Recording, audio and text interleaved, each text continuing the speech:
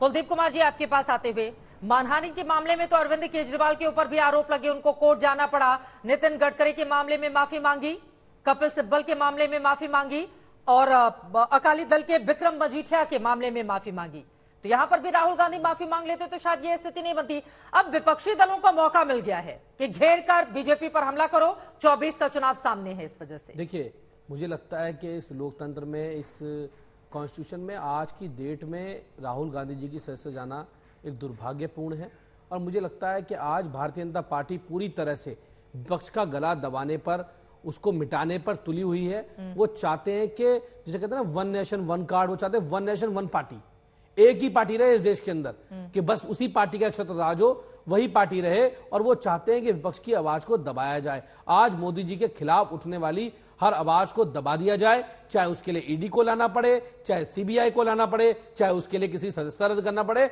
BJP किसी भी हद तक, किसी भी लेवल तक जाने के लिए तैयार है। मुझे समझ में नहीं आता चित्रा जी कि प्रधानमंत्री जी को डर किस बात का है। प्रधानमंत्री जी घबराए वो क्यों है इतना? प्रधानमंत्री क्यों इतने घबराए हुए हैं? प्रधानमंत्री जी आज विपक्ष की पार्टियों से इतने डरे हुए हैं, इतने घबराए हुए हैं कि कोई भी 138 लोगों पर, चित्रा जी, ये पोस्टर लगाने पर एफआईआर दर्ज होती है दिल्ली के अंदर।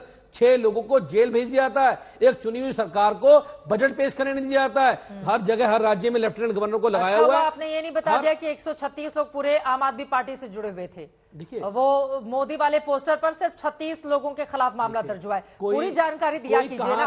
और भ्रष्टाचार के मामले में क्या कार्रवाई नहीं हुई? कुलदीप कुमार जी, ईडी सीबीआई भ्रष्टाचार के मामले की जांच कर रहे हैं ना? कहां कर रही है? ईडी ने तो आज तक हेमंत विश्व शर्मा की जांच तो नहीं करी, शुभेंदु अधिकारी जांच तो नहीं करी। कर्नाटक में इनका एमएलए 8 करोड़ रुपए लेके पकड़ा गया, उसकी जांच तो नहीं करी। ना वहां तो ईडी गई, ना पीएमएलए गई, ना कोई गई। जहां पर इनकी वॉशिंग मशीन में जो आ जाएगा, प्रधानमंत्री जी कहते हैं भ्रष्टाचार तो करो, लेकिन भाजपा में आके करो, दूसरी पार्टी में करोगे तो जेल जाओगे। प्रधानमंत्री स्पष्ट कहते हैं उनकी पार्टी में आओ। हेमंत विश्व शर्मा उनकी पार्टी में आए, उन्होंने भ्रष्टाचार किया, आज वो असम के मुख्यमंत्री बन गए। नारायण राणे आए, वो आज इनके ईमानदार नेता बन गए। शुभेंदु अधिकारी आए, आज ईमानदार बन गए। वो 6 करोड़ वाला एमएलए जो पकड़ा गया, आज उस एमएलए के ऊपर कोई कार्रवाई नहीं होगी, क्योंकि वो भाजपा का नेता। दूसरी बात एक और बताता हूं, सीबीआई ने 2014 से लेकर 2022 तक 95% केस विपक्षी दलों पे किए। टीएमसी पे 30 मुकदमे, आईएनसी पे 26 मुकदमे, आरजेडी पे 10 मुकदमे, बीजेडी पे 10 मुकदमे, वाईएसआर पे 6 मुकदमे, ऐसी तमाम तरह की मैं लिस्ट लेके आया हूं केवल विपक्षी दलों पर।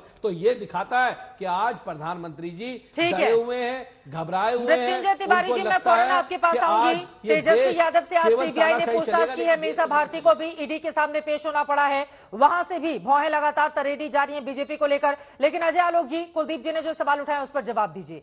95% विपक्षी दलों पर अगर मामले दर्ज कर लिए जाएंगे, ईडी सीबीआई सिर्फ उन्हीं के खिलाफ जांच करेंगी, तो फिर पूछा जाएगा ना पलटकर कि खाली विपक्षी दलों में ही बैठे हुए हैं लोग जिन पे आरोप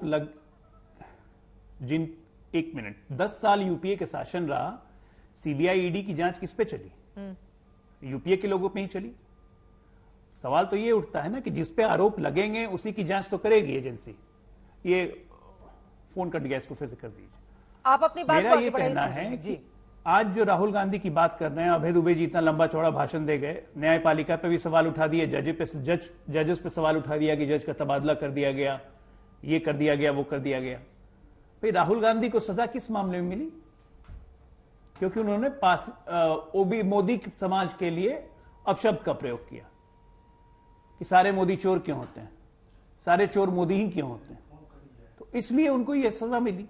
तो ये तो क्लियर हो गया ना कि ओबीसी समाज का अपमान किया, इसलिए न्यायालय ने प्रथम दृष्टया में उन्हें सजा दी। अब वो माफी मांगने को भी तैयार नहीं थे।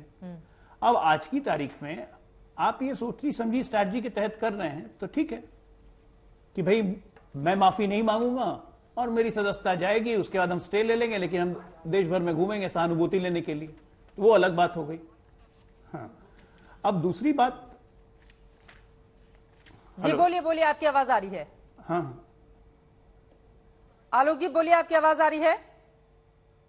चलिए, उन तक हमारी आवाज नहीं पहुंच पा रही है जी, जल्दी से जल्दी। चित्रा जी, 2014 में देश के प्रधानमंत्री नरेंद्र मोदी जी ने अरविंद केजरीवाल जी को नक्सली कहा कि तुम नक्सली जंगल चले जाओ। उनके वो कब जेल जाएंगे, उनके ऊपर कब कार्रवाई होगी? उसके बाद अनुराग ठाकुर ने कहा गोली मारो सालों को, इनके इतने बयान में दिखा दूंगा जो बयान देते हैं। लेकिन चित्रा जी, बात वो नहीं है। बात केवल ये है कि आज विपक्ष के नेताओं का गला दबाना है, उनकी आवाज को दबाना है, लेकिन ये देश जो है ये बाबा साहब अंबेडकर के संविधान से चलेगा, भारतीय जनता पार्टी की तानाशाही से या प्रधानमंत्री जी की तानाशाही से नहीं चलेगा। देश संविधान से चलेगा, कानून से चलेगा। लेकिन आज विपक्ष के नेताओं की गलत, हमारी राहुल गांधी जी से 100 मतभेद है, हमारी उनसे कोई दोस्ती नहीं, बहुत मतभेद है हमारे, लेकिन उन मतभेदों के बाद भी अगर लोकतंत्र के ऊपर, इस देश की डेमोक्रेसी के अंदर, इस देश के संविधान के ऊपर अगर हमला होगा तो आम आदमी पार्टी उसकी लड़ाई को लड़ने के लिए सबसे अग्रणी श्रेणी में खड़ी होगी, उस लड़ाई को लड़ने का काम ठीक है।